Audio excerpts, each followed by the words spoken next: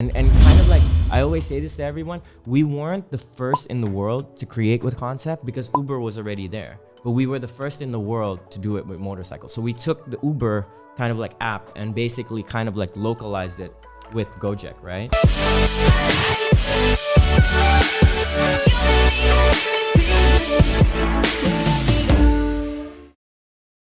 Yeah. So 3, 2, 1. We're ready? Mike V versus Mikey. Mikey V versus Mikey Mo. Actually, Mikey Mo, that's like one of the... I was going to do a nickname when I was going to start my YouTube channel, actually. Mm-hmm. And it was either going to be Mike Vestil or Mikey Mo. No way. Yeah, I swear to God. I'm like, this guy took my name. Because like there's two names in my family, right? And like the super long like Spanish descent name, it's like Julio Mercado. Like I have like 40 last names, dude. And one of them just starts with Mo. So I'm like, I'm gonna be Mikey Mo. Alliteration. So what are the chances, bro? It's insane. That's crazy. So guys, welcome to today's show. My guest for you today is one of the founders of go-jek, a company that's valued at $10 billion. What? So it's going to be really cool because one of the biggest things, like people will start off their own businesses and then you see like these amazing projects like Silicon Valley tech startups that really requires an amazing team to really create, right? Correct. And that's why I wanted to get you on because you know, go-jek, for those that are watching the US, it's basically the Uber killer here in Indonesia.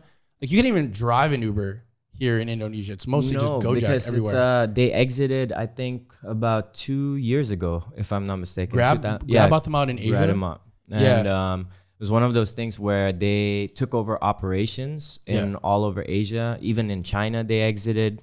And they're just like, They're like, we got to get out of here. We got to get out of here, man. The Asians are crazy. They're out. But it's insane because the service, there's like so many different services. It's similar to Uber, but one of the things that I love about it, and everyone here uses go-jek because you could literally order anything that you want. It's a super app. It's all in one, baby. You could get anything, man. Like my mom got him, like when she visited here before the studio, this used to be a bed. We're like, no, we're going to podcast. We're just going to get rid of the bed. And dude, she used to order 2 massages every single day with go-jek. They would just come here and just like, massage finished. Just every single time, man. Yeah. For like $1, they come here. It's crazy how many services have expanded. I mean, like I've, so for all of you out there, I don't know if you guys know, but I've already exited go-jek. And you're still a shareholder though, right? I'm still a shareholder. So I'm looking at the app and new things are coming up all the time. Go Fix, Go Laundry. Yeah. It's really crazy because, you know, once you have this massive fleet of motorcycles, you can basically utilize them to do anything you want, basically. So as, you know, we develop teams to basically try to figure out what new services can come up. And then they kind of like, you start with the head and then they build the team on the operations side. Who should they recruit? And then because everyone is already connected to the ecosystem, the process of payments and all that is all automatic, right? Yeah, it's amazing. That's exactly where I want to get in because a lot of us that come on this channel, we're like entrepreneurs, but we're more so on like either personal brands or we're building something, and then the team might be maybe at most, like the most I've had was 20 people on the team. We're not dealing with 20 people for go-jek. We're dealing with like thousands of wayans and mades and katuts. Correct. Just like driving around. I mean, I don't know the absolute number, but to give you an idea of scale, before we started the app, we were maybe around 60 people in the company. Yeah. And now we're, I think, 6,000. And we had about maybe 400 drivers, and now we're... That just needs a little... I mean, in my last record, at least 2.5 million drivers. What? Yeah, man. Bigger than some countries. Where are they? Are they just... Is that why the reason why Chenku shortcuts always like messed up? I don't know, man. Like I said, I don't know the absolute numbers for like each region. I just know the total number. What? And we're live in over, I think, 200 cities, if I'm not mistaken. Is it only in Indonesia? No. So we, as of 2018, we've expanded to 4 countries. So it's Indonesia, Thailand, Vietnam, and Singapore. And then we're getting a little bit of problems in Philippines right now. And then what's going on in the Philippines, yo? That's my hometown. I know. You messing them up? The Wayans up? Well, actually, if from my knowledge, if I'm not mistaken, Manila is a very, very it's actually Bali was one of the hardest regions to expand to, and also I heard Manila as well, because each district has its own rules. You know what I mean? Not every, like for Bali, we had to go through every single banjar to get permission for operations. I mean, like even now, you can maybe get dropped off on a go-jek, but you can't get picked up in certain areas, right? Or they're hiding. They're like they're like undercover go-jek. Like, what's up? I mean, there was a point in time when it was really like super hardcore, man. Like you like people would be like, hey man, okay, I'll pick you up, but like I'm not gonna wear a jacket, and then I'll pick you up in this corner because in this area where you want to pick me up, there's like a lot of like there's a lot of hostility. You know what I mean? Yeah, that's insane, because like it reminds me of these things called gypsy cabs or something like that. It was like back in the day before Uber, before Grab in the US. Yeah, it's basically these people that were either maybe, and I'm totally gonna butcher it because I just like heard this from a podcast and I was like, oh, that sounds like a dope idea.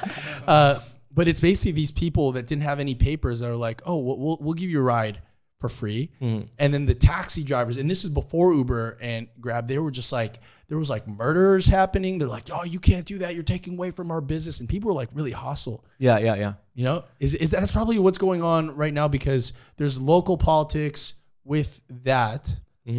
As well as now this like new tech startup coming in. And I mean, it was apparent even with, I don't know if you heard, there was the Bluebird riots in like 2016. And what happened was in Jakarta, all the taxi companies came together and was kind of like on this retaliation, mainly with Grab and Uber, because they already started cars and we haven't, right? And so they were just like, I mean, but I don't blame them, because, you got Bluebird who has a way of, I get booking the cabs where it's like old school. You still have to call. And then you got Grab and Uber that are coming in with tech that is like a lot better, with pricing that is a lot better as well. And I feel like, the management of Bluebird did not kind of like keep up with the times, right? I mean, now there's an app and there's also a whole joint venture with go-jek where you can order a Bluebird from go-jek. So that's an amazing collaboration that we did. That's amazing. But with the whole go-jek thing, I mean, there was also times when, in Bandung, Surabaya, like all these different places, you have boards everywhere that were saying go-jek is not allowed to operate here. And then you have like people who are just getting beaten up everywhere. You know what I mean? Because as again, like you're disrupting the market. It's a way of life that has been in Indonesia for a long time. And you got these new guys coming in that are just like taking away business from the locals, right? And so I got asked this question yesterday. So what did you guys do about it? And it's a very interesting story. But we have like kind of like secret ops teams that were like not Black like ops. Wearing. Yeah. They're not wearing like go-jek uniform or anything. And they're basically kind of like infiltrating this like area and being like, hey, like, how come you guys have so much beef against go-jek? And they're like, oh yeah, they're taking business from us and blah, blah, blah. And then they'll go like, well, but did you know that like you can get medical benefits if you join go-jek? In the long run, you can actually earn more money because you're actually getting a lot of orders. So with all this, because in the end, it's all like knowledge that they don't know, right? Yeah. With more knowledge, then slowly by slowly, people are like, oh, really? Oh, okay, how can I sign up? And all these like hostile places got converted to like all go-jek drivers in the very end. That's amazing. And for those that are understanding like the hostility, because everyone that's listening to this, like, oh, my business is failing or I'm losing money. But you don't understand what like he's talking for the people that don't live in Bali. The Balinese literally walk around with like swords, those hooked swords, machetes. Those machetes, man. So yeah, you don't see that. Yeah. They're just like walking down and they just have these machetes, and he built a startup that basically was getting all those machete people angry, but he was able to push through that. So that's kind of like wanna talk about, because I maybe, like I said, had at most 20. You have over 2.5 million in the operation side of things, which is insane. But it didn't always like start off like that, right? Yeah. Like, what can you take me to the beginning on how it started in your role? So what a lot of people don't know, because go-jek only just started blowing up in the last, let's say, 4 years. Go-jek got started in 2010. actually. So the story is that I went to Academy of Art University where I studied digital design. Anything having to do with like audio, video, photography, anything having to do with design, I was learning it. And graduating out of that, I was very, very fortunate to know my best friend Nadeem, who came up with the concept of go-jek. And I was like, wow, this is so amazing. I want to be part of it. I invested. So I was one of the OG co-founders, right? From the very beginning. And go-jek became my first client out of university, where I branded the whole thing. I created the logo, the jacket, the uniform, the website, flyers, all the marketing materials. But rewind again on how the concept came about. Nadeem, who was at the time working for McKinsey, he was given an office car. He was given a driver. But he was just like, man, I don't want to use it because Jakarta traffic. I don't know if you guys been in Jakarta. It's one of the worst traffics in the world. You're from Philippines, you can relate. Manila is also really, really crazy. Well, I got out. Bangkok. I like Canggu, the Canggu shortcut, nothing. Yeah, man. I'll be it's here for like days. so crazy, bro. I mean, the shortest distances can be so freaking long. No one understands that back in the States. They're like, oh, like I have to drive 30 minutes. I'm like, one kilometer or 1 mile here is like, I see it on my phone. I'm like, damn, 3 miles away. That's a good 45 minutes. Yeah. I'm like, that's a drive. And so he was like, in the very end, there are these people called go-jeks. So go-jeks are actually known as motorcycle taxis.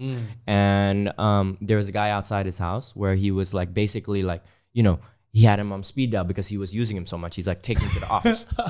And then he started using them for functions outside of transport. So he would like forget his USB. He'll be like, hey, can you pick up my USB, bring it to the office? He was also a smoker. So he was like, hey, can you buy me cigarettes? So then there's like multi-functions now of the go-jek, right? So it's like transport, courier, and shopping. And then he was like, hey man, like I want to like learn about the go-jek kind of like, system. How does it all work?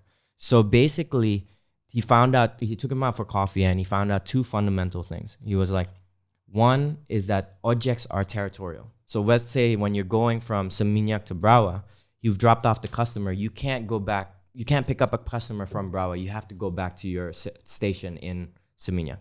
So that's the first thing. And then the second thing is that there's a big queuing system. So when you go back to your station in Seminyak, you have like maybe like 20 drivers. He can't pick up a customer until all the 20 drivers have gone through. So, these guys are like waking up in the morning. They probably start work at like 8, 9 o'clock. And then and on the average day, maybe till like 10 p.m., they're picking up maybe 4 or 5 passengers because there's a lot of people on the station. Their maximum is maybe you're earning around 40 to 50,000 per ride. So 250,000 in a 10-hour day, 250,000. It's like a super inefficient system, right? So we interviewed him, and then we interviewed like more drivers on the field, and we asked them, what if we give you customers to your mobile phone? It wasn't smartphone then. And we'll take a cut out of your pay. And all those 20 drivers, they asked the first same question. They're like, what if we pick up passengers on the road? And we said, well, that's your business. We're not going to take a cut out of that. So it's a no-lose situation, right? It's just like we're giving them customers and they can still pick up customers on the road. So that's kind of like where the idea was born. And then the next thing we needed the system, right? So basically like we hired some guy and he built like a very like old school 1980 like, Windows like interface kind of thing, you know what I mean? Where it had like a from field, a to field where you had to put the inputs. The service that you're about to do, it opens Google Maps, which in the end calculates the distance. We're still using Google Maps till now on the go-jek app. And then based on the distance, calculates the price. So that's like around October 2010 when we actually made the company deed for go-jek. And then we needed the fleet. So we're like, okay, how do we build the drivers? And then from there, we asked family and friends, who are your langganan? So langganan is like your preferred driver. It's like if you use go-jeks all the time, who is the guy that you call? We had, 20 drivers in like 2 weeks. We're like, okay, this is way too slow. We need to like basically expand like a lot faster. We asked those 20 drivers, hey, you guys know people in the go-jek community. Why don't you get people to sign up with go-jek and we'll give you compensation? We expanded to from 20 to 200 in another 2 weeks. Okay, so we had the system, we had the idea, we had the fleet. Then it was basically me and Nadeem completing the branding. So we put all the jackets together, the helmet, the website. one thing that you guys don't know, actually, version 1.0 of the website, because I'm a DJ, Nadim's really big on music as well. We actually had a music player. Like that was just like kind of like a mock-up. It's like how cool it would be like listening to like deep house and like kind of checking out what go-jek was about, but it never launched. So then everything was put together, and then we launched in January 2011 with 200 drivers, not much funding. We raised 100K together to kind of like put together the company. We had one guy picking up the phone and one guy dispatching. Well, how many people around this time were there in the team? In the team, I think less than 15. 15. Yeah. One guy who was like an ops guy, one guy who picked up the phone, one guy dispatching. There was me and Nadim. And then a couple of other people that were just like office admin, you know? And then how did you raise the money like when you first started? Because it's just an idea, right? And then and this is also already going against what everyone is technically used to with the go-jek community. Now here like these young kids that are like putting these little music DJ like vests on all the Indonesian lalangans. So believe it or not, I mean, you know, just with every startup story, I mean, we basically almost closed the business multiple times. I mean, like we had office expenses, we have office rent. In the peak of when, you know, of how we expanded the call center, we had only 6 people picking up the phone and 6 people dispatching.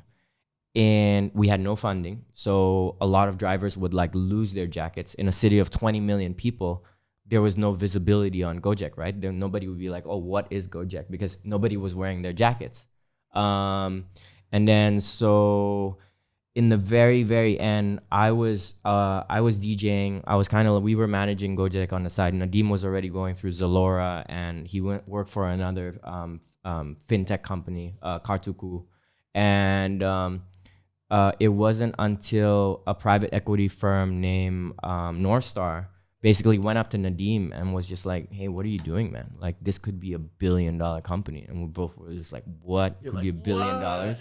And you guys need to get out of there, go in go-jek full time and really push this through. And then so that's when Nadim got in, and he pulled Kevin Alui, who was one of his colleagues from Zalora when he was working there at the time. He pulled me back in, and then straight away we just like started going at it. And I don't know if you know this show on HBO called Silicon Valley.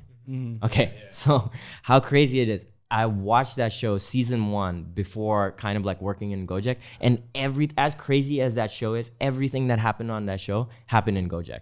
Cap table, like how you put like, you know, a team together for like tech, the scrum master and all that. So basically we were really lucked out because we were on the second floor in this house in Senopati in Jakarta, and the first floor was a tech company.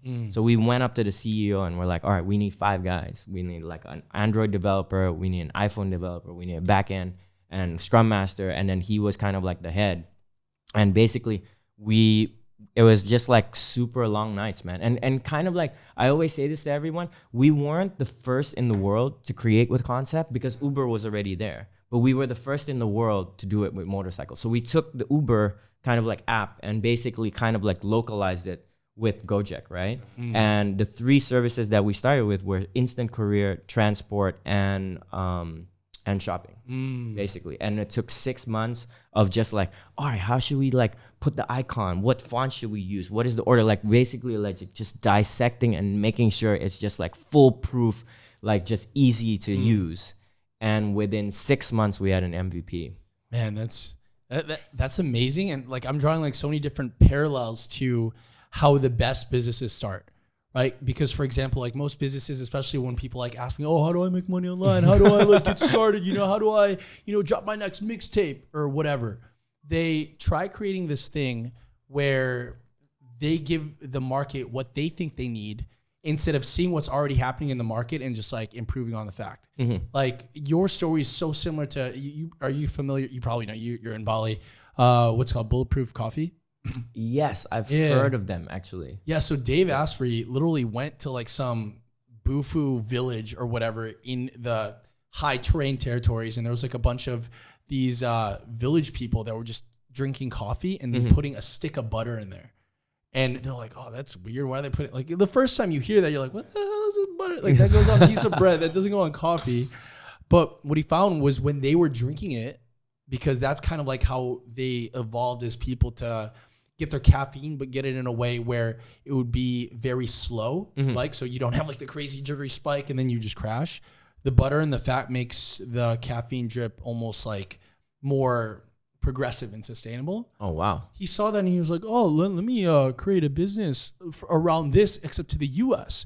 And then he did that, and it like went from nothing to a $30 million company with no funding, all bootstrapped from just, he saw some dude, some basically person with his yak or whatever is like a llama, just putting butter in his coffee. Wow. And it already existed. He's like, okay, this works. Let me just bring this to the mass population.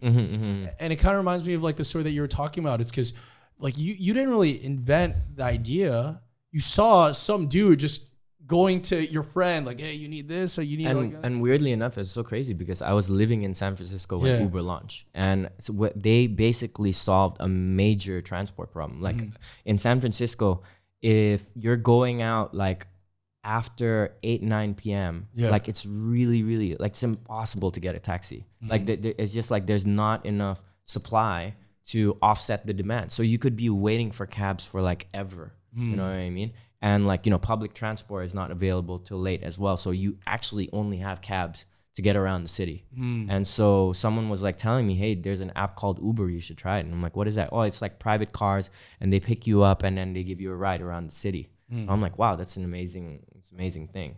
And so with go-jek, it's like, all right, you know what? I always say this, like the success of go-jek is circumstantial to when and where we started it, because you know, you have go-jek infrastructure. Like these guys were everywhere. You know what I mean? All we needed to do was just like be like, hey, we're a brand. We're gonna give you like a system where you can, you know, get like customers. And then in a language and culture that we also understood. It's not like we're like launching it in like Thailand or something like that.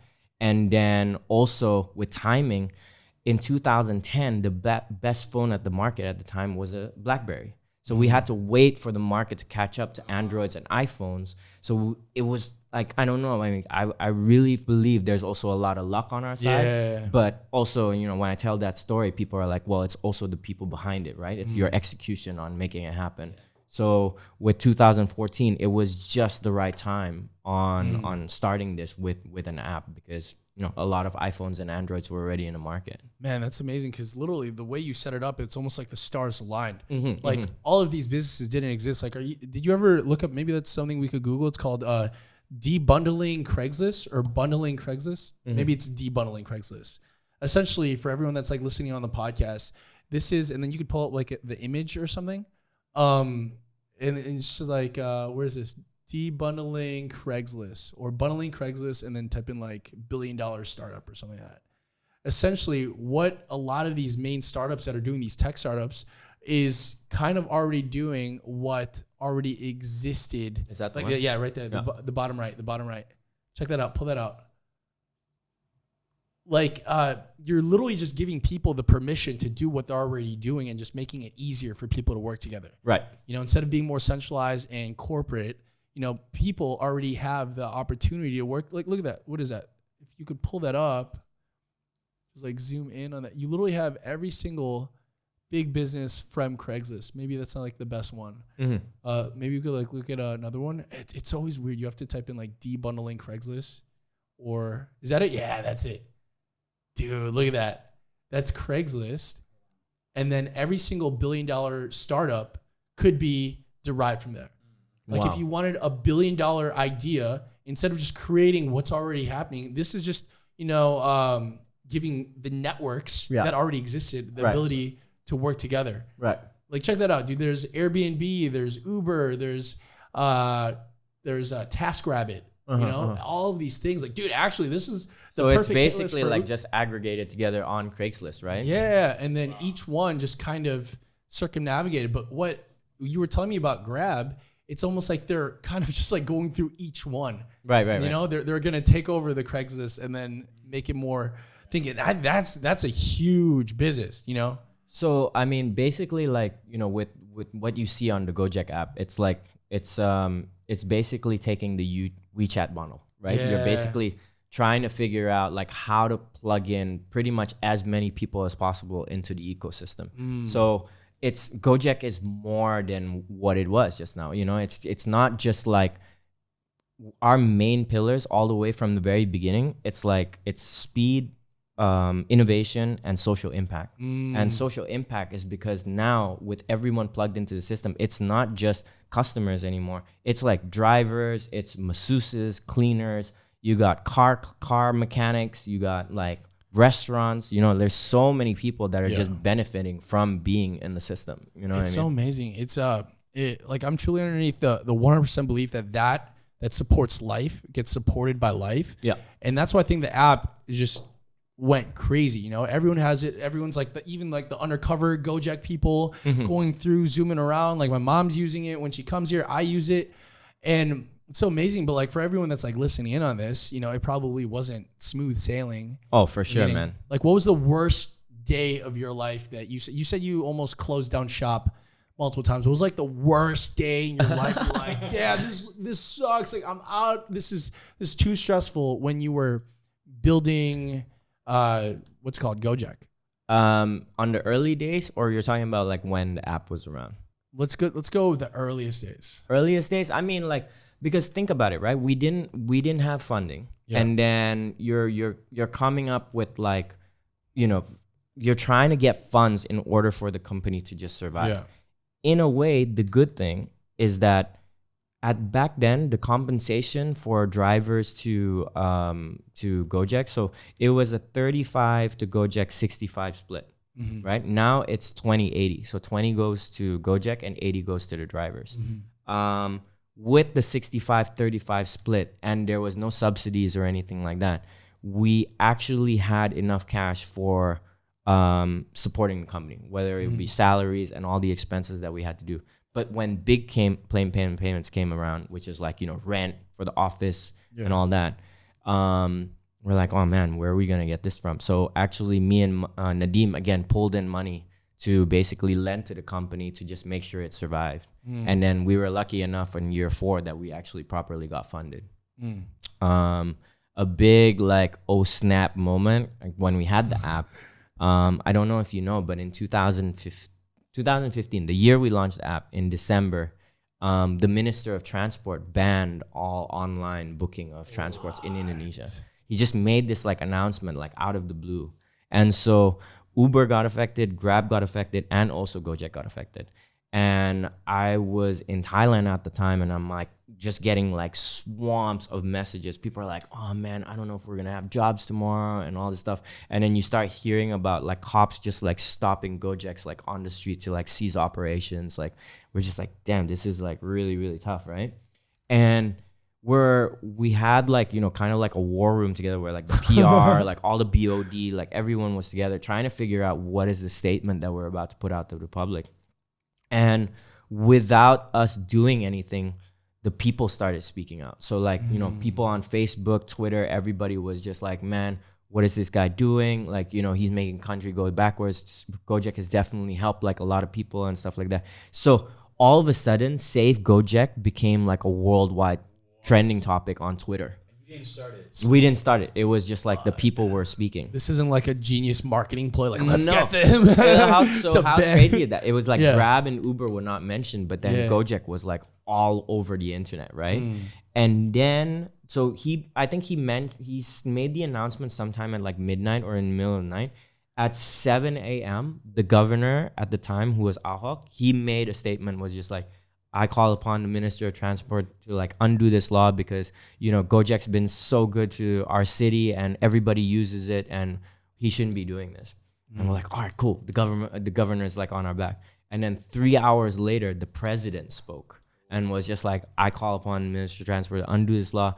go-jek's done so much for the economy and blah, blah, blah, blah.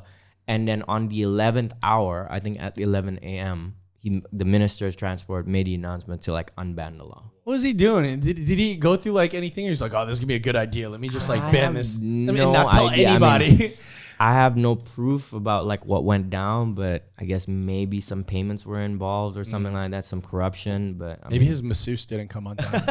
His masseuse was stuck. His masseus was stuck on the Canggu shortcut. He's like, man, like, he's like, you know what? Screw it. It's all. We gotta just ban the entire thing. If I can't get a massage, no one else can get a massage. He's like, okay, fine. You guys are back. You have your go-jek. But in that entire time, because it's so cool how the people just almost revolted because you created such a good app. What was going on through your mind when you almost thought that you had to let a bunch of people go? Well, we just knew in our mind, we would be like, okay, this can't be the end. You know what I mean? Just because some guy made a statement, like we always fought our way through. You know what I mean? go-jek was just like me and Nadim. We believed in it so much that anything that was thrown at us, like it didn't matter. Like there was no way we would have been like the next day being, or even the days forward. It's be like, okay, guys, this is the end. Like Nadim was always, he's so. If you ever meet him, he is. We'll get him on a podcast. He's a guy that is, you know, he is super persuasive. Like he's very good at convincing people to like kind of like be part of the team and just like join us on this like revolution. So if that was the end, like he wouldn't take no for an answer. He would fight his way through and he would pull through, you know. And of course, this would be collective, like all together. So I don't think it really crossed our mind that we were gonna be like, all right, sorry, this is over. You know what I mean? I think the biggest kind of like let go of like anybody in the team. When Grab first started in Jakarta, that's when Grab Bike launched. It was actually 5 months after go-jek had the app, and it was like in May, and Nadim pulled everyone together. Okay, it's game on. You know, like Grab's already started and we got to like kind of be on our feet. Grab, of course, you know, they were much more funded than us. So they were just giving out, you know, free rides and free promos and all that. And we had to kind of like pull together on putting kind of like a campaign where people would still support go-jek. At that time, nothing was subsidized. So we made this marketing campaign called Chaban Ramadan. So Chaban Ramadan means like paying 10,000 in the month of Ramadan during the holy month, so that our marketing campaign was like drivers get to like save up money, like the rest of it of the cost was subsidized by go-jek, and drivers could like save money in order for them to go home to their family and then have enough money to be with their family and feed their family and all that during Eid al-Fitr, which is like the holy holiday, right? So all of a sudden, like the demand for go-jek just went like just super, super high. And with that, it's like, you know, you have like people that were like, you know, all of a sudden just earning like, you know, 1 million, 2 million to earning like 5 million, 10 million, 15 million, like over $1,000 just by being a go-jek driver. And like, you know, I was getting phone calls from people and be like, yo man, my driver of like 15 years has like quit to become like a go-jek driver. What? All the security of my building has like quit to like become like a go-jek driver. It became like a trend to become like a go-jek driver because of like how a doctor, like you either be a doctor, dentist, nurse, or a go-jek driver. Yeah, that's how you bring pride to your family. So I told this story yesterday, and they were like, "Yeah, man, even my guy like even quit at that time." I'm gonna quit this podcast. Go-jek driver. What up? Oh, yeah. And then so at that point in time, we had to figure out how to offset this demand, right? Yeah. And I'll never forget this because it happened on my birthday. We hired like it was just like last week actually, August 8th. Thank you. We put together kind of like an area in the national stadium in Jakarta where we basically made an announcement being like, give your credentials, your registration, your ID, your driver's license, and all that, and we'll get you signed up and we'll get you to become part of the go-jek team. And because of this hype of becoming a go-jek driver, actually Grab had a recruitment just down the road. But like there was just so much noise on the go-jek front, right? And we were hiring anywhere from 4,000 to 6,000 drivers a day for 1 month. Yeah, and it's just like exponential. It went from like I think 10,000 drivers to like 100,000 in like 4 weeks or something like that. And it's just like all the power or the palm of your hand, you know, whenever you need any of them. So, you know, in relation to your story about letting go people, with all these like kind of like an exponential increase, a lot of problems started happening. Yeah. Because drivers were cheating us left, right, and center. I mean, fraud was just happening, you know. We already launched GoPay, and just by the easiest example of how to, you know, create fraud, it's like you accept the order, And what's stopping the driver from just completing the order just like that? It's just like you don't really need to travel and they get the go pay right away, right? So that's just the simplest form.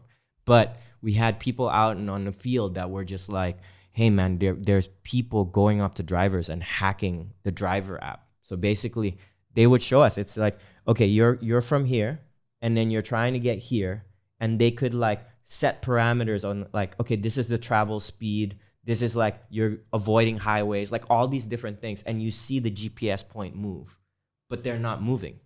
And they've finished the order when they get to the destination. That's also another thing. There's also like people with like multiple phones with multiple GPS points of where they're at. So basically, let's say you're like here in central Jakarta, and this guy has like 4 phones. He's like one in North Jakarta, one in East Jakarta, one in South Jakarta, and one in West Jakarta. And you know, you want to get the closest driver that is to you, right? Or the closest distance to you. And the guy would be like, okay, don't worry. I'm like over here and I'm like trying to get to you. But the guy who accepted the order is actually in West Jakarta. So you're like, this guy's supposed to be here in like 5 minutes. You call him. He's like, I'm still on the way. And he like reaches like an hour after you, an hour later, because he just wants to complete the order. Because we had a system whereby the more orders you accept, the bonuses that you receive, right? So just all these like different things. And like, it was mad, man. We had to like collect all this information, and there was definitely fraud happening. And we would let go like 6,000 drivers like at once. Those 6,000 drivers showed up outside our office. And with their machetes? Well, it was pretty intense, man. They were like throwing stuff at our office, like full on riots, like blocked on like right outside our office and stuff like that. So we had to like, you know, kind of like calm the situation. Police were around, and this was like ongoing for like a while. Like it was some pretty tough times. What the hell?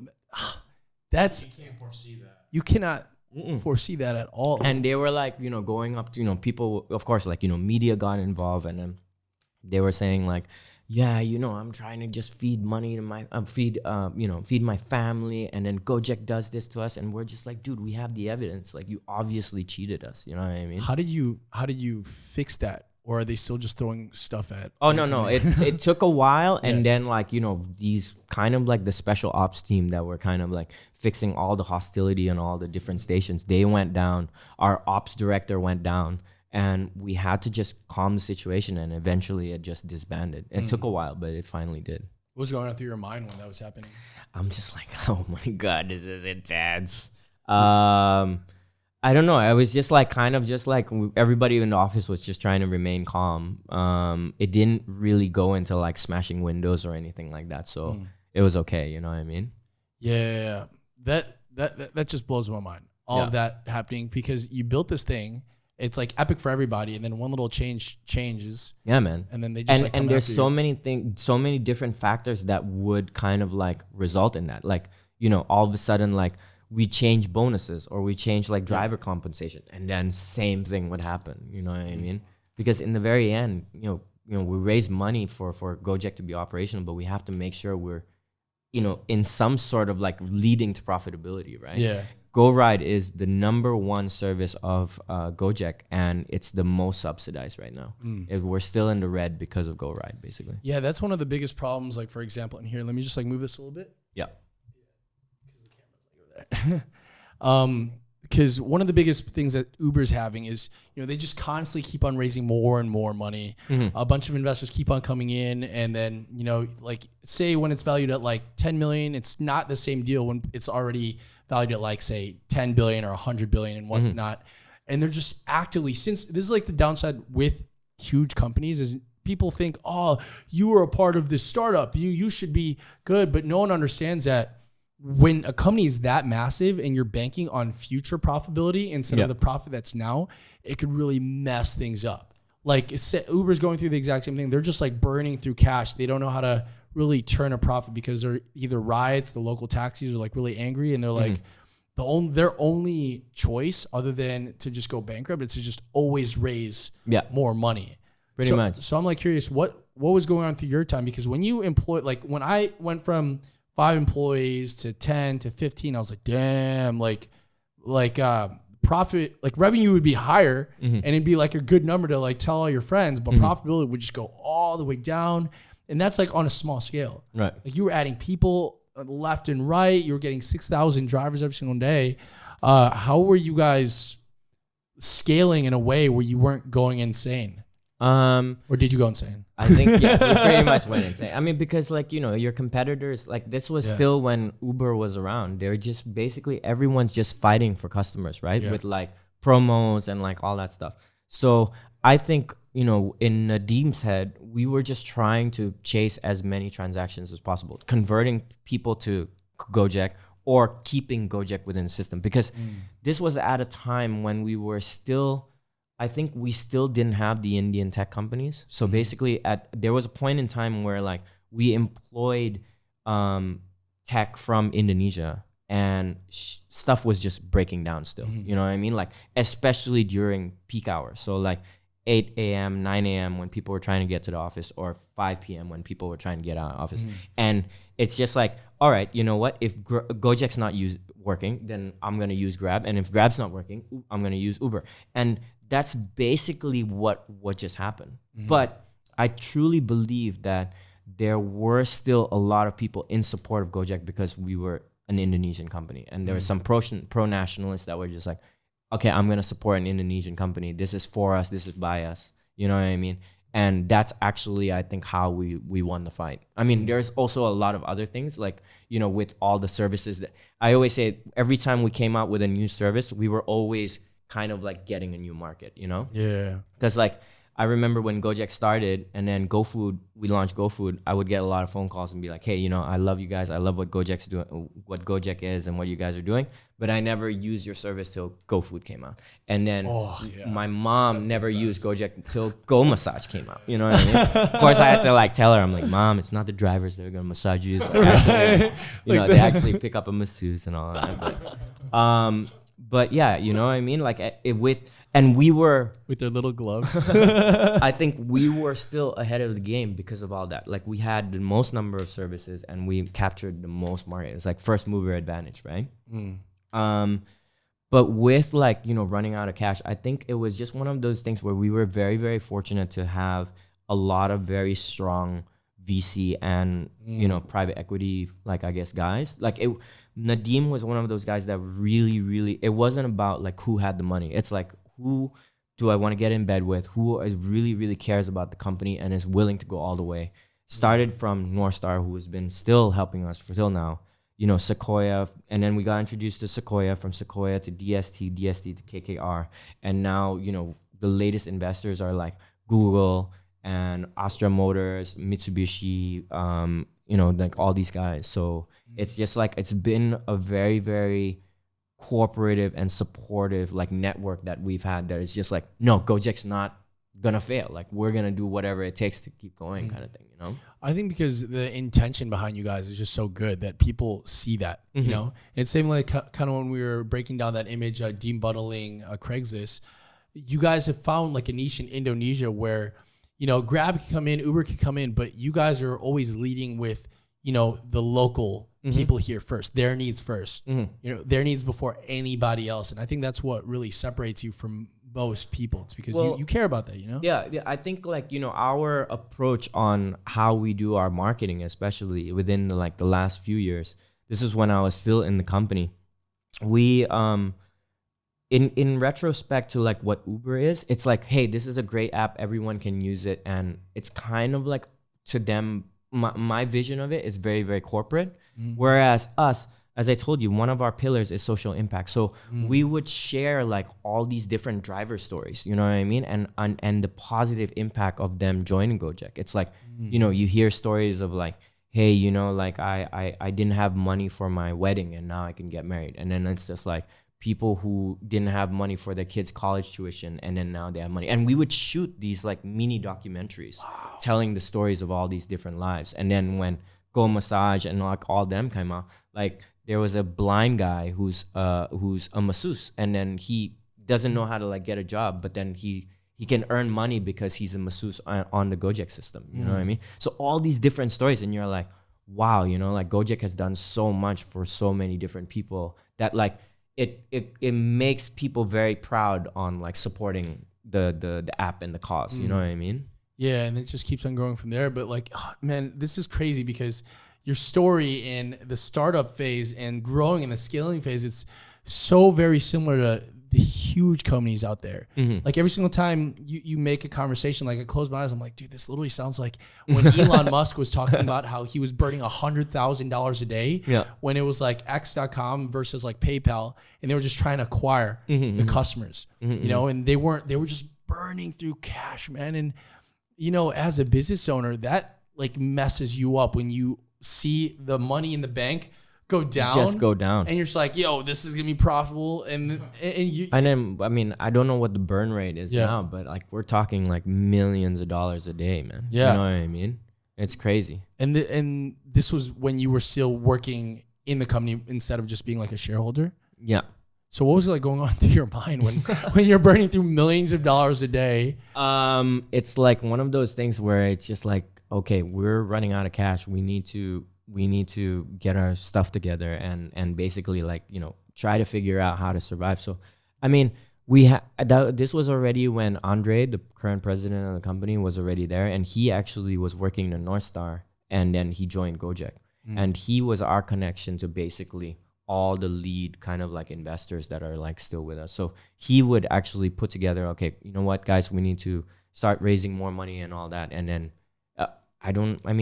he just worked this magic, man, and we're still around. You know, we're still fighting to survive. Yeah. Oh, what's like the current economic standpoint of it right now? You know, everything's like now good, it's scaling, or the things like going on that I mean, I don't know, because I've already exited since 2016, so I don't know much about the economic standpoint, but I just know that with every market that we've expanded to, it's been really successful. Yeah. It was very interesting with Vietnam and Thailand, because what we learned from Grab and Uber from them entering the market was that, okay, this is a foreign company.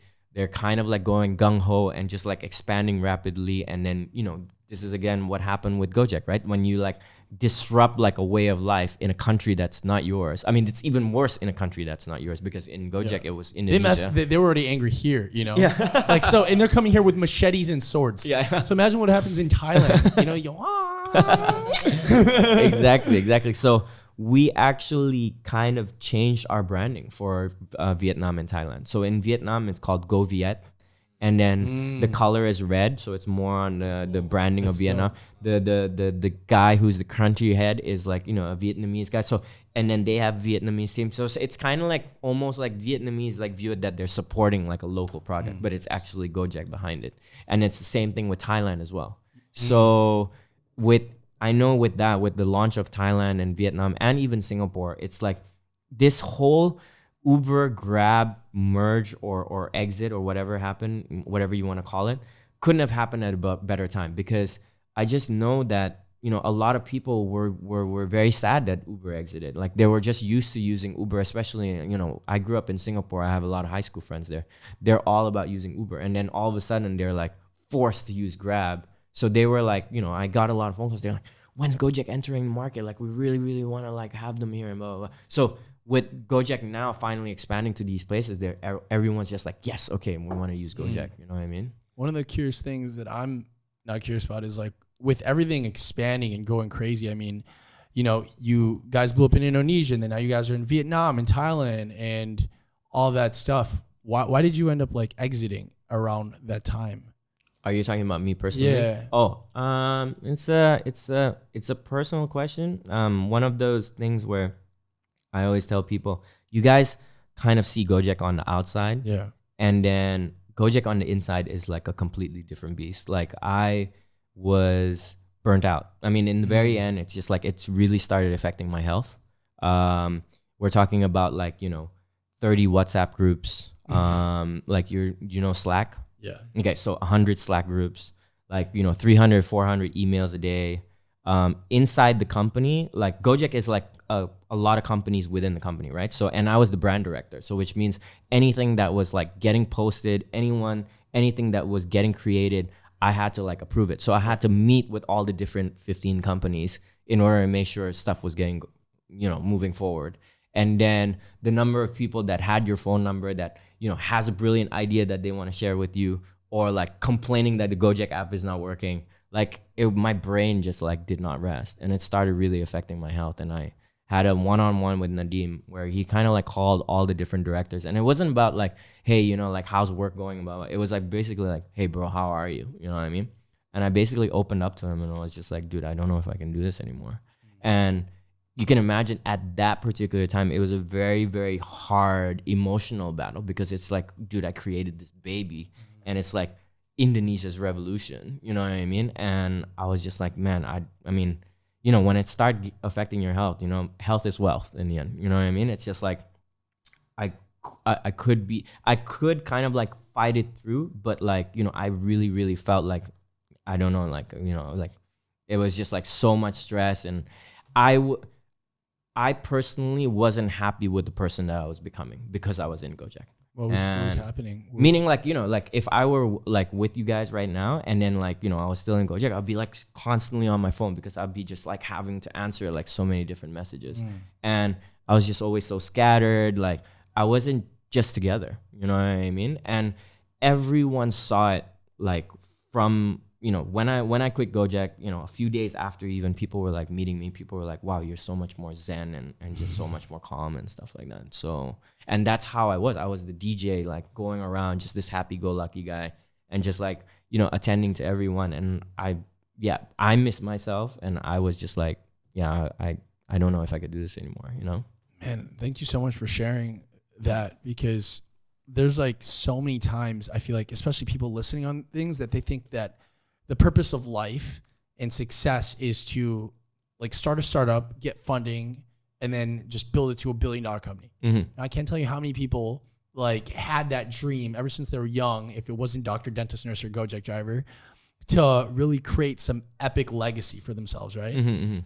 But then, especially as like a lot of entrepreneurs, they have this thing where they leave the rat race of the job, and then they go to another rat race where it's just, you know, higher revenues, higher, like raise more money. And then you almost like lose your entire life in the process. Exactly. Like I remember I went to this event, and there was this one guy who was worth about like $500 million. He had like all of these like crazy investments. He's the co-founder of iFlix, which is like the Asian Netflix. And he was just like in his 30s or 40s. And he was like, yeah, you know, like I build this big business, and I'm over here like in the crowd thinking like, I need to build a big business too. So I had like this good setup, you know, I like was really good at sales and marketing. So I was able to always just sell my own products online and then scale that. And everything was good. And I was like trying to find my next purpose, or what do I want to do in my life, or my legacy. And I kind of grabbed onto that idea of, I need to start a big company. So then I ended up just scaling way too fast. I added way more people in. And even though revenue was up, and I saw like, oh, like I could actually hit my happiness number, you know, the number in your bank account where you're just set, and then you could allow yourself to be happy. But it destroyed everything, man. Yeah. Like relationships with my mom, my dad, myself, the people I was with, intimate relationships. Yeah, man. More money, more problems. You know, more money, more problems. I was, you know, and I was one of the OGs. Like I was from the very beginning. And, you know, I also, you know, I remember I had to make a speech in front of like, it was like the go-jek annual conference we did in Bali. So they flew in all the different investors from all over the world. All the VPs, all the BOD, and I made this like huge speech. Like it was just like, it was a very, very like emotional thing that I was going through. But I knew in my head, I mean, of course there was health. My relationship with Nadim changed a lot, because you can't have your best friend and CEO at the same time. Like I think we drifted apart because of that.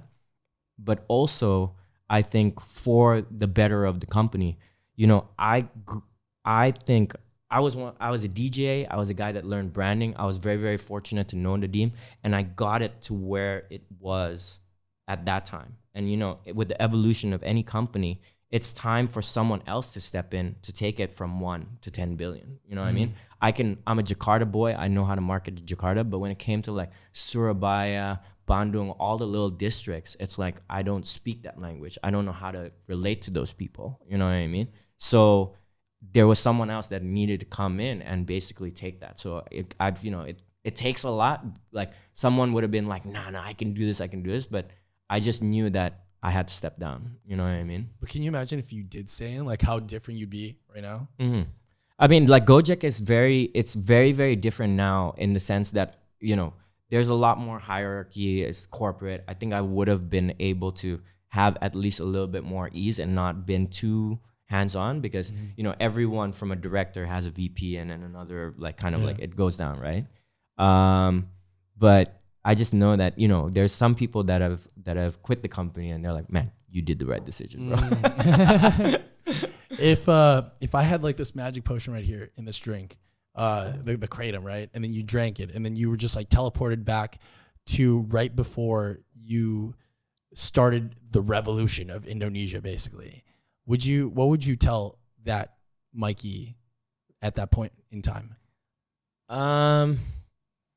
I think, you know, if I had all this knowledge and all that, it's like, you know, be prepared because shit is gonna hit the fan, like no matter what, you know what I mean? Come at you with swords. It's just like learn Muay Thai before you expand to Thailand. There is going to be times when you're gonna run out of cash, like with every single startup, because like all these things, like you prepare and you think things are gonna go smooth sailing, but it's not. You know what I mean? Yeah. I mean, half of they say like, you know, the 50% of all startups fail within the first 5 years of operations, and we didn't get funded till year 4. So, you know, there were times where I'm like, oh, what am I doing? Like, you know, and we stuck it out. So I think that's one of the advice that I would give is just like, you got to just ride this out because things are not going to go its way for a while. You know what I mean? Like 4 years is a long time compared to like just 1 year. You know what I mean? Most people give up after 30 days. They're like, it doesn't work. I'm just going to go be a go-jek driver. Yeah. Actually, I had this conversation with someone yesterday and they were like, man, I'm trying to, you know, get my startup going and it just seems to be going nowhere. And it's not even something she's passionate about. She just felt like this is an opportunity. And I go, okay, well, the first people you got to look for is anyone within your closest circles because, you know, going to like VCs and all this stuff, that's like way later. You have to prove that the business model actually works. And if you're already having a hard time because she's been trying to raise for like the last year, I'm like, there's a certain point when you just got to be like, dude, okay, this is not going to work out. You know what I mean? And it's hard because it's like, it's not even her baby. It's just like something that she kind of got into where she's like, you know, she's just hungry. Like those kind of like young, hungry people that want to just like make it. Yeah. But I always say like, you know, in my talks that I've been giving, it's like, you got to do something that you're passionate about. You got to do, because you got to live and breathe this product, man. You know what I mean? Yeah. That has to be the biggest thing because if you're not authentically enjoying the product, like people, your customers will sense it and then they'll leave for someone else who is more passionate about their business. Now, would you ever like change anything? Because like I said, people like in my mind, I thought I needed to build a big business, right? But then more money, bigger business, just bigger problems. Would you have rather like now if you could do it all again and say the revolution has already happened, the impact was already there, and now you're just really just focusing on the things that you are passionate about. Would you rather build a big business, raise money, and build a huge company with like thousands of employees? Or would you rather just like simplify it and just as long as you had enough coming in to provide for you, and your wife and your family and the things that you love doing, where would be the disconnect? Because I feel like when we're younger, we just want to chase the big numbers instead of chasing happiness. Right. So, I mean, I guess that goes to show about this next thing that I started, right? It's like I went back to music. We have a company of about 20 people. It's called Bali Praya. It's a creative music space in Seminyak. But the common denominator between these companies is I'm trying to help people, right? It's like where we provide facilities and resources for people to grow in the world of music. We have a recording studio, we have a lounge, we have a cafe, and kind of an extension of the 3 is that we have a music school as well. So you can learn how to DJ, you can learn how to sing, you can learn how to produce music. And we're just trying to figure out like how to basically help people and with these resources. And it's kind of like a gap in the market because I know that when we started this, we were kind of like one of the only ones, but I know there's like Genesis now in Tamora Gallery in Brawa. I've heard of like other creative spaces that have like come about. But where I think we win, and I know that we're doing something right, is that we provide quality. It's like one of those things where like even the big heads, like I don't know if you know these DJs like Yellow Claw, Chusin Chabalas, Dennis Cruz, like big international heads have like come into Bali Pride and they're like, wow, you guys aren't screwing around. This is like proper production equipment. And from the moment they land till the moment they leave, they're in our studio working. So you know that the professionals are looking for something like this. You know what I mean? What's the difference between like working in the go-jek environment now to the point where now you're building this, which is centered around your passion? I think with go-jek, it's like, you know, I was following Nadeem, who was leading, and then now I'm the leader in Bali Praya. And one of the things about where I've been having a hard time with Bali Praya is that there was actually, you know, with go-jek, there was Uber. And then with Bali Praya, I'm still trying to figure out what is another company that has been doing this, because it's like you have people you have companies that are out there with studios, you have creative music spaces, you have the record label, but someone who's kind of like piecing it all together like this, I'm still trying to figure that out. And one of the things about where we win, I think, it's just like we've been creating content like Mixtape Mondays, workshops, and all this stuff, and the exposure for Bali Praya has been awesome. Like, you know, we follow these like Facebook communities, like Canggu community, and like all these other ones, and people are asking, where can I do a recording in Bali, or where can I learn how to DJ? And then all the comments, like 8 out of 10 of the comments would mention Bali Praya. So yeah. Man, that's amazing. I definitely got to take singing lessons. That's insane. And now with this passion project that you're doing, do you wish, like, if go-jek was already existing and it already built a business, would that have been the business that you would have started right out of college had like the go-jek opportunity never came about, or would you have just like done something else? I know that, you know, with me and Nadeem, we were kind of like destined to work together and also destined. It was destiny.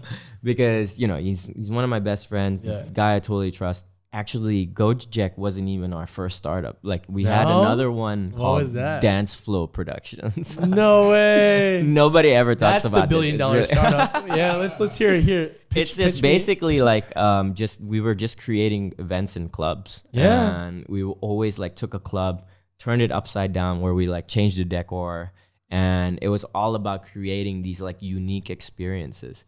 And the reason why we called it Dance Flow, because we were the first ones always on the dance floor. Yeah? Yo, where do you go? We're the dance flow starters, you know? Yeah, Dance Flow. That'd actually be a really cool reality TV show. You know, like you and your friend just going into all these like clubs, turning it upside down and just like leading it. I actually wanted to, I don't know what happened, man. I think we were talking to Red Bull, and we really wanted to create a documentary based on this, because like not on us specifically, but it's just like a lot of people just see DJs in like clubs, but they don't know the background behind it. And like right now in 2019, like a DJ is not only a DJ. A DJ is like the promoter. He's getting people together. He's like doing a lot of things in the background that is like, you know, a lot more work than just like showing up in the club and like jumping on.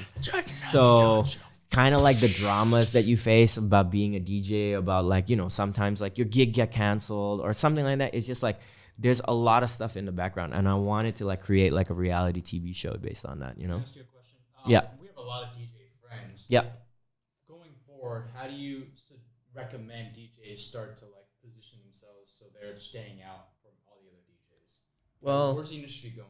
Where's the industry going? Yeah. I think like for one thing about how are you talking about for DJs that are already kind of like they're already DJing and they're trying to go in the next level, or they're people who are starting out? So there's like different levels, right? How from DJing a club to what you're doing is you're creating this brand. You're mentioning that there's a lot of stuff behind the scenes. You're promoting. So like, what does the DJ of the future look like? The DJ of the future looks like machetes. They look like go-jek drivers. Go-jek taking over. I don't know. I just see this trend about like people just having more gimmicks. You know what I mean? Like I don't know if you know about Marshmello, who's always like, you know. And so like her hair. What I've been seeing the trend now is that, you know, the records that people produce is just basically to get your name out there, and then from there you have to kind of like invest in people that are like surrounding you. It's like the marketing and all that. And then people start taking off, because like you can't be the what I'm basically trying to get at is that it's all about collaborations. You know what I mean? It's just like you can't be doing this all by yourself. If you're in that DJ circle, try to get out there with another guy and be like, hey, how is it that we can support each other? And the people who are in the same mindset are the people who are succeeding. You know what I mean? Yeah. I mean, if we're talking about like 5 years, 10 years now, I mean, like technology is evolving so much that you don't even know what's the next thing. Like I've been seeing like, you know, just like, you know, things like in like Minority Report, you know what I mean? When they're like going on the screens and they're like DJing like that. VR DJing.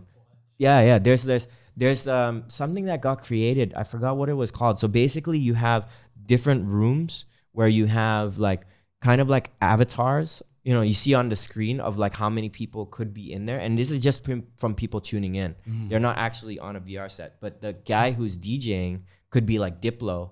And then there are different rooms that you can log into. So you don't even need to be in a club to listen to these guys. Like they get invited to play and then you could see them on VR or something like that. So.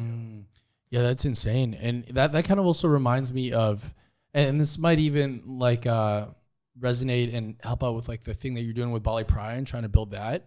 Because one of the biggest things that I'm doing like for this is sometimes there aren't really people to model in your industry, right? What I've been realizing is there's so much inventions that happened when people kind of like peer at different industries. Yeah. So like a lot of the things that we're doing in the podcasting and the entrepreneurship niche that I'm like learning is kind of just derived from a bunch of stand-up comics. Yeah, yeah. Right? Because they have like, it's similar to DJing. They go up on stage, they get people to feel some type of emotion. But how they were marketing is they would literally put like sound bites of their jokes instead of their entire set on social media, kind of like the old school singles to get people to buy their entire mixtape or their album. And then from there, it's just like growing organically because they like when you give people a choice of exactly what they want to consume for a content. Like, so in this case, it's for example, like a joke that they want, a 2-minute joke. Then they end up going to like the 1 hour long special for the comedian to then hear the entire thing. When most comedians were just trying to push their 1 hour special onto everybody. No one was listening. They were only listening to maybe like 15 minutes of the entire hour. When they gave people the choice, kind of like how go-jek gives them a choice of what they want to order, they would come in with a 2-minute video and then they would end up watching 2 to 3 hours long when the audience had a choice. Right. It reminds me of like go-jek when you started giving them a choice of what they actually wanted instead of just this one thing, but like, oh, here's a fleet that could do anything really. And then you ask them what they need and then that just scales from there. But like even with DJs, it's almost like similar, you know, they could put like the little sound bites out there, the little hits, some go viral, then they maybe go to the stage or their live performance. Yeah. No, I truly believe that because like, you know, your everyone's attention span is getting, you know, it's like, you can't like be goldfish, dude. Like 6 seconds. I'm like Hanson will Google something like, what was that? And back to the conversation. And then so if you are, you know, trying to promote yourself as a DJ, I would take like, you know, like instead of like posting your whole mixtape, just do a live recording actually, because then people see how you're actually playing of like 2 to 3 minutes of like just spot on like mixing, you know what I mean? And people will be like, whoa, like this guy's really good. And then they like end up booking the guy or something. Oh, you know? Dude, here's a cool idea for a reality TV show. The Shark Tank of music DJs. Oh, wow. Yeah. No one's done that. So that's the thing about it. That would be pretty cool. It'll be you, and then we'll have Diplo, and then some random, like the Asian dude from Hangover. Because just like for comedic reference. Or like he could like Photoshop his face on me, and then I could just like do the comic relief. And then you have people just like DJing. Oh, that would actually be really dope. They come in, they do their 2-minute thing. Bali Praya. At Bali Praya. And then there'd be judges, and then you would literally see if they would get signed on or not. Kind of like if the Shark Tank mixed with Hell's Kitchen mixed with like American Idol had a baby. Yeah, I mean like kind of like maybe like The Voice as well, because then it'll be like people would choose who they want to train and stuff like that. You know, that would be a cool TV show. Why isn't that a thing here? You know, like The Voice, that would be dope because you have all the connections. Yeah. We could pitch this up to like Net TV or something like that. You know what I mean? We'll produce it and film it. Nice. We'll do like a mock-up episode or something like that. I think we should. Like we have this goal where because we got Jeannie on here. Yeah. And then we always have ideas when people have a conversation. There's almost like this fourth brain here that all of our ideas are having like little brain babies with each other and like growing. And a cool idea that we had was, what if we almost had like a to-do list or like a bucket list of all these epic projects that we could do? You know what? I actually that kind of reminded me of this like this thing I did in college. You know, we would always like write all these epic quotes, like, you know, when people visited like my apartment or something like that, and someone says like a really brilliant idea, I would like write it on a post-it, and I would put it on my wall, and it was like a whole wall of like different things. You guys should do this because you guys are having podcasts like all the time, and just have it on this wall, and then you could be like, all right, this is the idea of the week that we want to execute, and then just like do it. You know what I mean? Yeah, and then we make like an epic video on it. Yeah. And we translate. Yeah. Ideas turn to life, that you could call it the segment or something like that, you know? Man. Now we have to give him a percentage. It was his idea. We have it on right. We'll just cut that out. It's like all of a sudden I'm talking. It's, hey, wait, they cut that segment out. They cut that out. God damn it. We just replace him with like a go-jek driver. I'll put your face on his. Great idea, Mike. Yeah, that's amazing, because I think one of the things that you hit, and I definitely want to know your part in how it helped you, is the use of collaborations and how we're so much more powerful together than we are apart. Yeah. You know, how did you utilize collaboration to get out of your own head, out of your own ego, and into a place where, you know, life just becomes so much more fun, right? Well, it wasn't actually, I mean, for me personally in this journey of Bali Praya, it wasn't actually still when we started doing these workshops, to be honest, because then you're kind of like getting like-minded people who want to learn and share knowledge and share expertise and all that. And it was one of those like kind of like snowball effects. Like I did my first workshop, and then someone's like, wow, this is so like inspiration. And it wasn't even about go-jek yet. It was still like how to market yourself as a DJ. And then we got connected to Pioneer DJ Indonesia, and then they were like, wow, these workshops are really awesome, can we get on it? So then they started giving us products for us to review or even just talk about or showcase. And then with Denon, and then Denon DJ, they started giving us products. And then like, you know, Marlboro is like launching some sort of like they are basically creating a platform for more Indonesian DJs to get exposed, because the thing about Bali, right, it used to be actually a lot of Indonesian DJs that are playing all around the island. But then, you know, with the influx of like international DJs and international DJs that end up staying on the island. I mean, like all the major beach clubs you go to, you see all the foreign DJs, and it used to be actually Indonesian DJs. Yeah.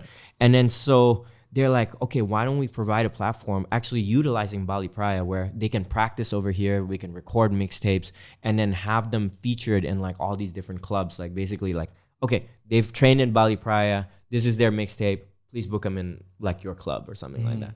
So then Marlboro is doing that. And like, you know, it's one of those things where, you know, everything like, you know, conceptually Bali Praya was made 2 years ago, but we only just opened our doors like in October. Yeah. And it's one of those things like the more I get out and the more I meet people and the more I tell my story, everyone's just like, wow, I either have somebody that would be interested in collaborating with you, or it could be themselves. And I'm one of these like super open people. I say this in my talks all the time. It's just like we are right now, especially with the new company I started, a small fish in a very, very big pond. And there's no way you can survive yourself. It's all about like connecting with people, collaborating. You might not be in the same kind of like, you know, product or service that you're trying to like do, but you're all in the same vision of like succeeding, and a better way to do it together than not. You know what I mean? Yeah. And I think people forget the point of like business, right? Like people think, oh, it's how can I make money? Yeah. How can I make money? How can I make money? But it's so cool just kind of reverse engineering what you've done. It's because it was never about the money. It's never about a cool app that, oh, one press of the button that like you could have a freaking samurai with a machete come to your house and massage you with with his like Ninja Black Ops like jacket. It's so cool because people lead with the marketing and the sales. And my biggest fault was I was too good at marketing and sales that, you know, it was on the other end. And I was like, man, I can sell anything. And I just thought business was being really good at marketing and sales. But it's so cool because you are literally on the ground floor with like these workshops with the ideal customer, that ideal audience, and actually focusing on serving them.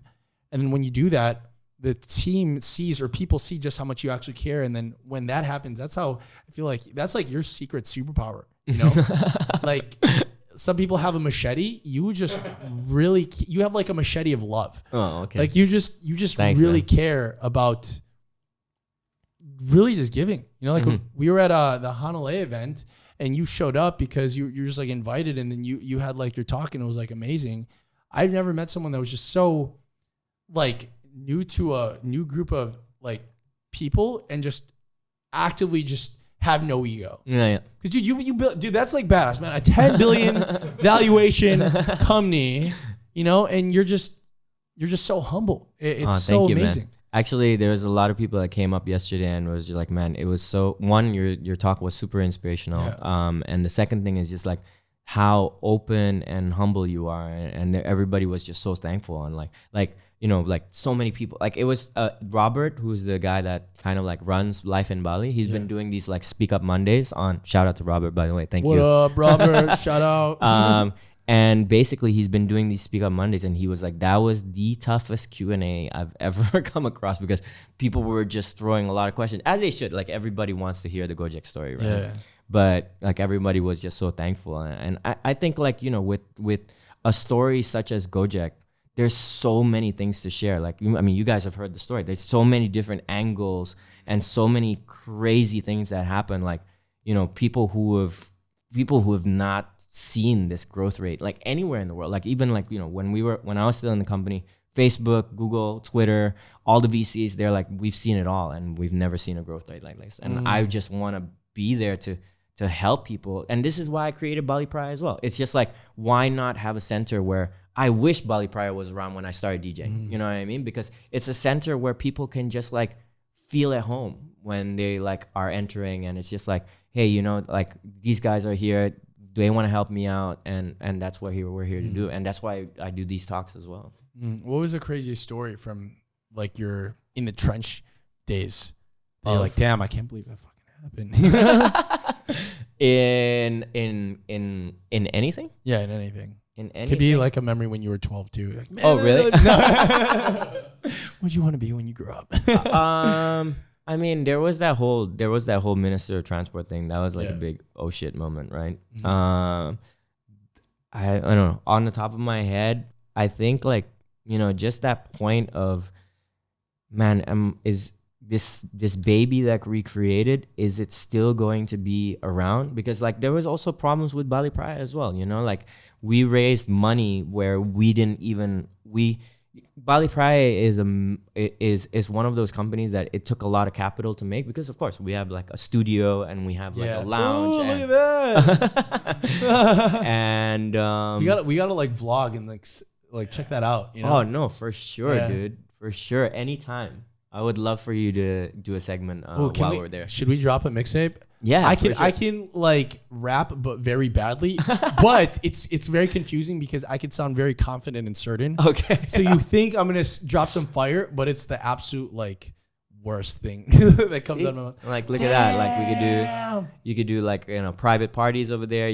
We also throw parties over there. This is where we do our DJ school as well. So one of the things about why I think the Bali Praya DJ school has been so attractive is because you have like, you know, a proper sound system, a proper club, like the latest like Pioneer DJ equipment. Shout out Pioneer, by the way.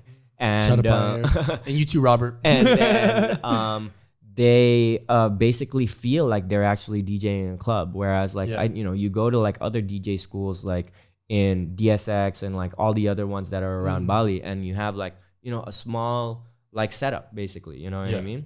And you know, all our DJ courses are one-on-one. Our DJ teacher Echa, he's one of the guys that does the Paranoia Hard Rock FM radio show. Yeah. He's a really, really great MC, but he's just a really badass DJ as well. And a lot of people just love learning from him, man. Like, I'm really, really, shout out to Echa, by the way. Thank you Shout out to Echa and for- Robert and for- Tanya. for, you know, teaching at Bali Pride, because he's kind of like our secret weapon. You know what I mean? He's just like a really, really great teacher. He knows how to like relate to the student, and like, you know, with every student, everybody wants to create their own identity, create their own sound, and he just knows how to like, you know, push them through and carry them through. So this is a place where DJs could go and actually perform and even have like a crowd. Like it could, like you could make it a makeshift club if you wanted to. For sure.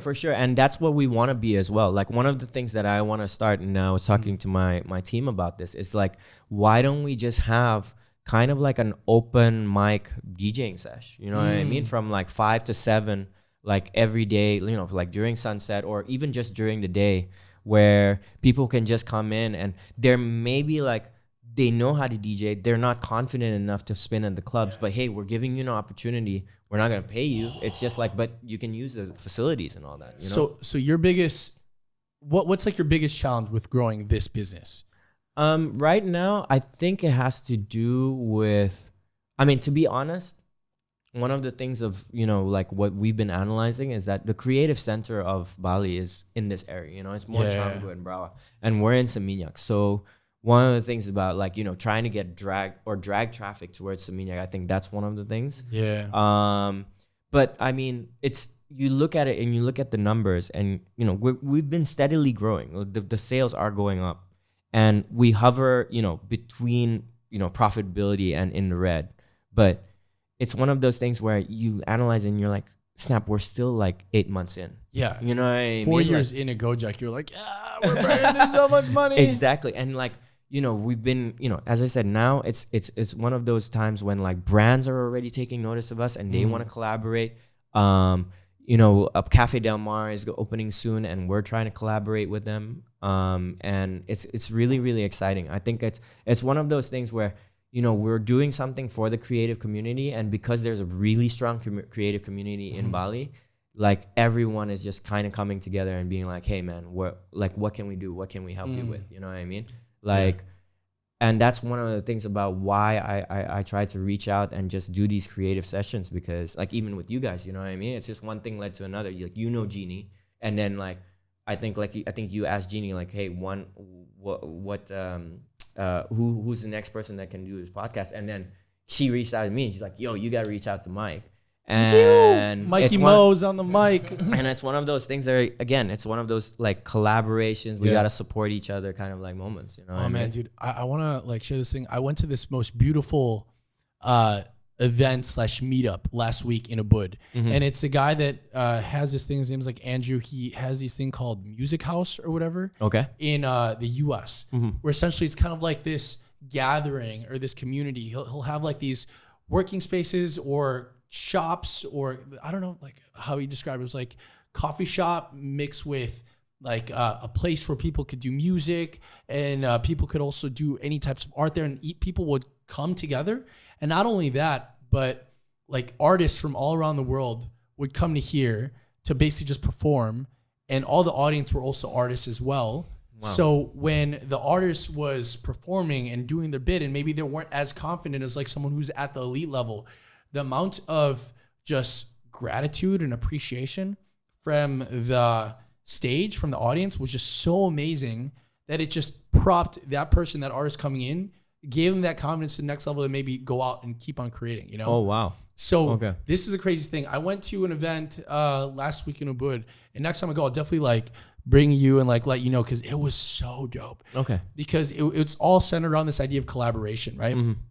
And what it is he basically opens up his villa, and he only invites like the right people over there, the people that actually have the right heart in place, that actually want to focus on service, on impact, on community, and everyone would contribute something to it.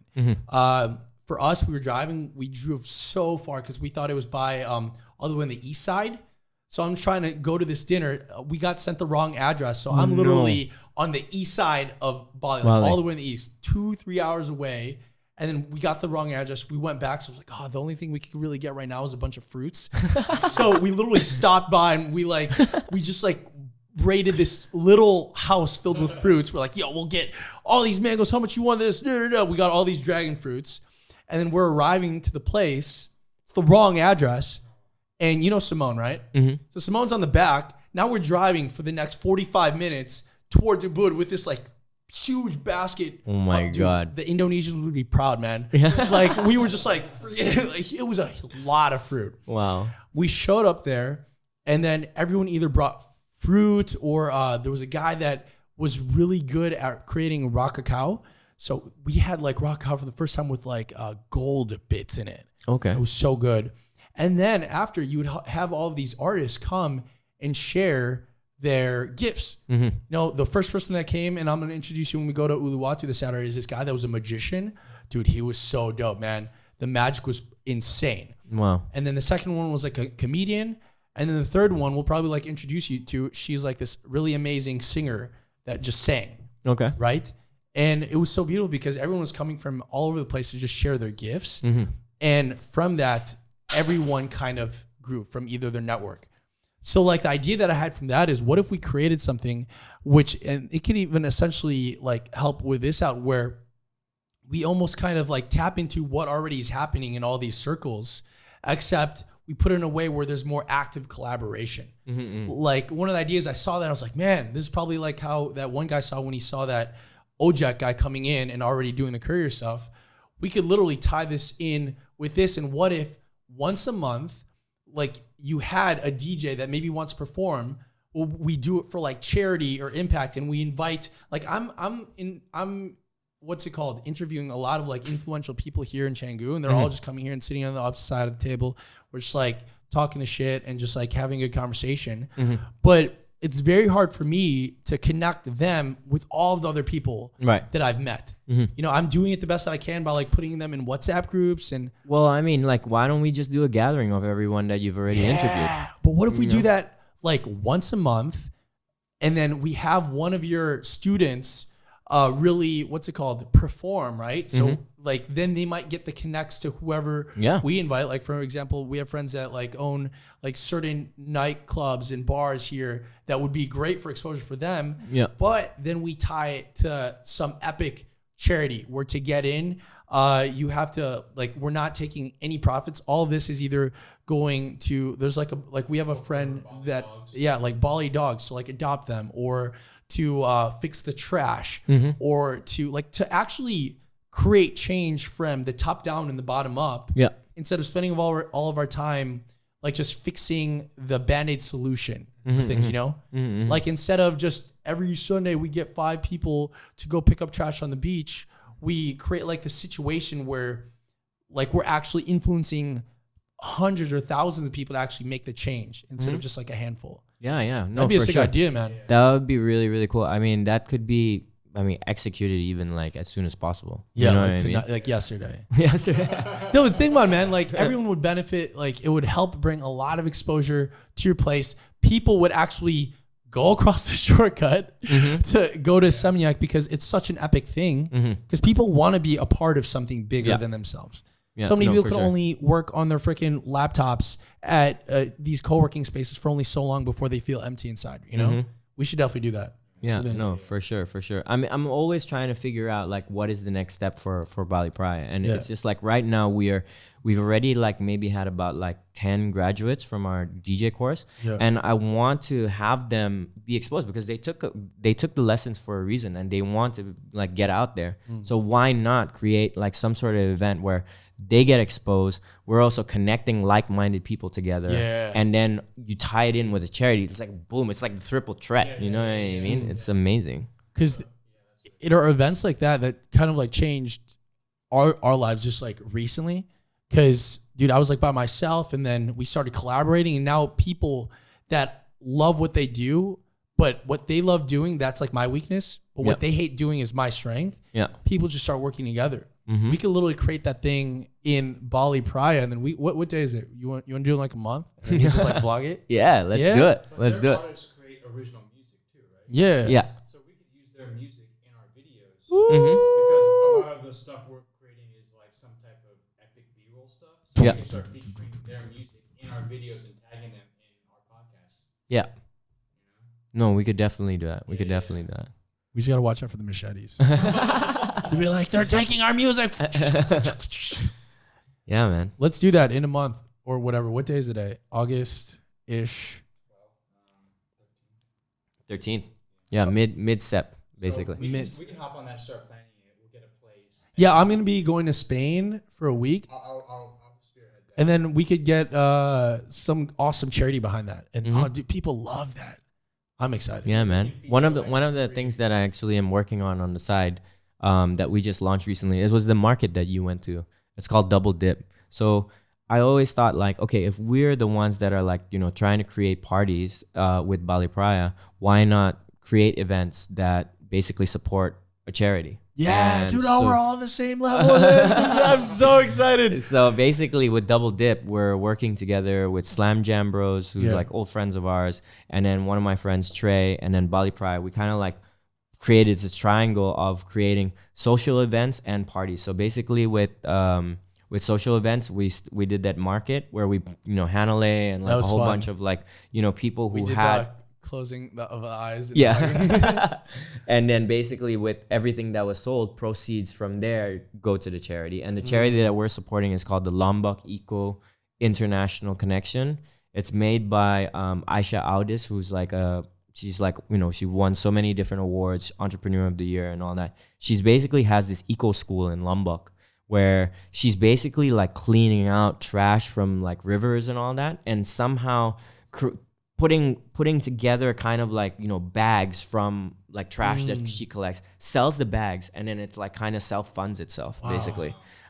So these guys, the Slam Jam guys, they've already created a project in Lombok having to do kind of like with like a retreat. And they've already connected with Aisha. So basically things that we're doing now is going to support her school, basically. So that's the social event. And then we did a party in Alternative Beach and the Vault. And it was really successful as well. And like, I'm really excited for us to like just give like the money that we raised to Aisha and see what she can do with it. You know what I mean? And document, I guess, because it's all about documenting. It's documenting the impact of what we did and all and that. sharing it to a bigger audience. You know, because most people right now, they have like first world problems. Yeah. Like, oh my God, the ice touched my teeth. Day is ruined. You know, like seriously, or whatever.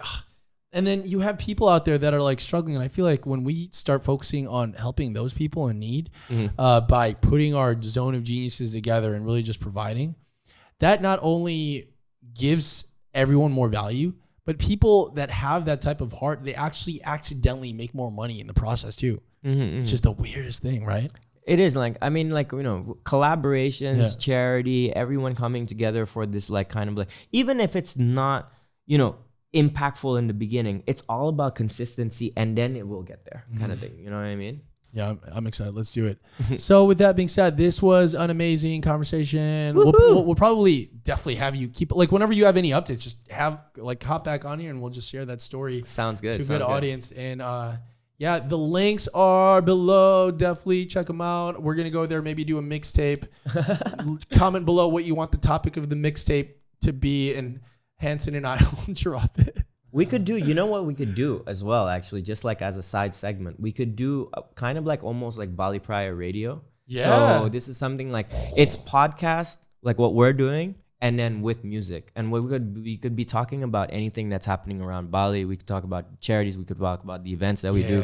So this could be like another side thing. You know what I mean? Dude, I'm down. I'm just excited about life. Yeah. All the links are in the description. Follow Mikey Mo, the real Mikey Mo. At DJ Mikey Moran on Instagram. Please follow me. And yeah, see you guys later. Bye. All right. Thanks for having me, guys. It's such a great conversation. That was Much dope. love.